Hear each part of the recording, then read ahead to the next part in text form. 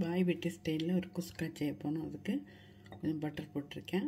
தேங்காய் எண்ணெய் கூட 2 டீஸ்பூன் ஊற்றேன். பிரியாணி இலை, ஒரு பட்டை, 2 ஏலக்காய், 3 கிராம்பு. இதுதான் கரம் மசாலா. இந்த மசாலா தான் நம்ம அந்த ஃபுல் ரெசிபிக்கு புரிஞ்சாச்சு. 30 செகண்ட். ஒரு கைப்பிடி வெங்காயம். அரைக்க பரிசியில் தான் வைக்கேன், அதனால் ஒரு கைப்பிடி வெங்காயம் போட்டிருக்கேன். வெங்காயம் நீங்கள் வெங்காயம் கொஞ்சம் நல்லா வதங்கி வரணும், அதான் டேஸ்ட்டு. டீஸ்பூன் இஞ்சி பூண்டு பேஸ்ட்டு ஃப்ரெஷ்ஷாக அரைச்சி போடுவோம். பச்சை மிளகா, புதினா இந்த அளவு. இது மாதிரி எண்ணெய் பிரிஞ்சு வரணும். அந்த மிளகாய் பொடி கொஞ்சமாக, மல்லிப்பொடி 1/2 டீஸ்பூன், ஒரு பெரிய தக்காளி ட்ரையாக இருக்குது, கொஞ்சம் கூட எண்ணெய் ஊற்றி கொடுப்பேன், 1 டீஸ்பூன். மாதிரி குழஞ்சி வரணும். தயிர் 1/2 டேபிள் ஸ்பூன் ஊற்றிருக்கேன்.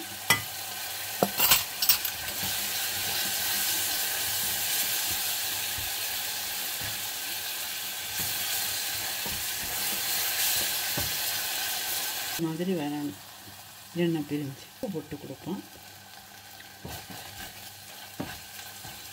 எனக்கு 2 தண்ணி.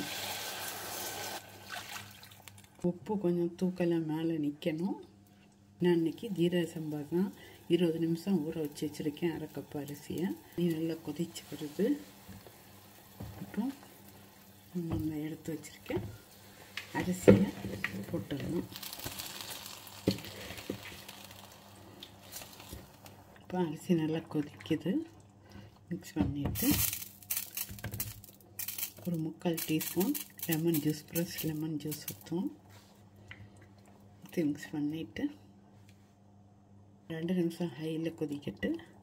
அதுக்கப்புறம் லோவில் ஆக்கி அரிசி வேவதோட குக் பண்ணுங்கள். குக்கர்லனா 2வது விசில் வந்தோடனே ஆஃப் பண்ணி அடுப்புலேருந்து மாற்றி வச்சுருங்க. ஸ்டீம் போனோன்னு ஓப்பன் பண்ணுங்க. நான் அந்த பாத்திரத்தில் செய்யறதுனால அதை சொல்லியிருக்கேன். ட்ரை பண்ணுங்கள்.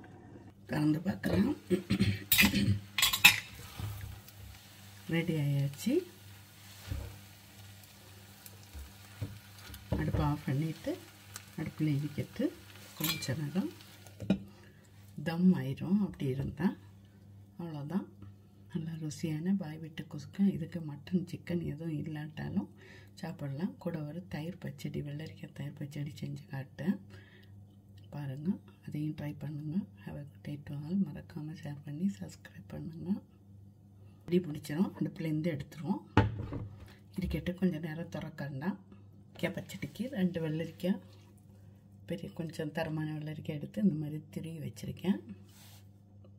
சீச்சாரில் கொஞ்சமாக தேங்காய், 1/4 கப்புக்கு கொஞ்சம் கம்மியாட்டு, ஒரு பச்சை மிளகாய், சின்ன துண்டு இஞ்சி, 1/4 டீஸ்பூன் கிம்மி, ஒரு 2 டேபிள் ஸ்பூன் ஊற்றேன். இது வெயிட் லாஸ் ரெசிபியும் கூட. அரைச்சிட்டு வருவோம். என்னோடய மிக்ஸி ரொம்ப நைஸாக அரைச்சி கிடைக்கல. கொஞ்சம் ரவடாக இதுக்கி அதை இந்த வெள்ளரிக்கையெல்லாம் ஊற்றிடுவோம். நல்லா மிக்ஸ் பண்ணிடணும். பக்கம் இருக்கட்டு தாளிக்குவோம். எண்ணெய் ஊற்றும். தாளிக்க கோல்டு ப்ரெஸ்டு கோகோனட் ஆயில் வாங்குங்க, நல்லது. ஆர்கானிக்காக பார்த்து வாங்கி யூஸ் பண்ணுங்க. நம்ம கடுகு போட்டோம்னா 1/4 டீஸ்பூன் ஜீரகம் போடுவோம். ஒரு காஞ்ச மிளகாய்,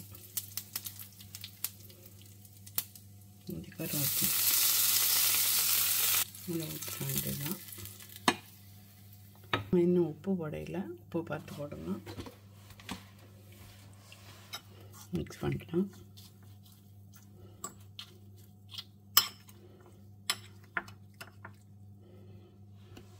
தயிர் பச்சடி ரெடி ஆயிடுச்சு.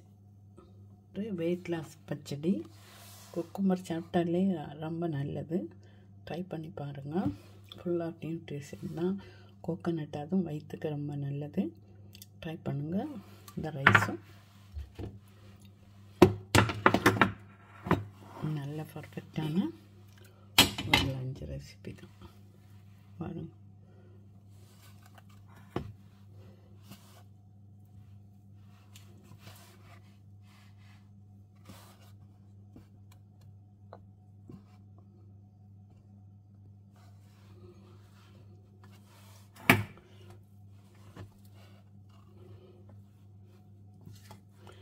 லஞ்ச் பாக்ஸுக்கும் பெஸ்ட்டான ஒரு ரெசிபி. ட்ரை பண்ணிவிட்டு ஷேர் பண்ணுங்கள். வெறும் குஸ்கா செய்வீங்க, ஆனால் இந்த மாதிரி அடுத்த தடவை ட்ரை பண்ணி பாருங்கள். மட்டன் சிக்கன் எதுவும் இல்லாட்டாலும் சாப்பிடலாம். இந்த பச்சடியும் வச்சு, குக்கும்பர் பச்சடியும் வச்சு சாப்பிட்டா ரொம்ப நல்லா இருக்கும். வயிற்றுக்கு எது மாதிரி இருக்கும். லஞ்ச் பாக்ஸுக்கு ஈஸியாக செஞ்சு கொடுத்து விடலாம்.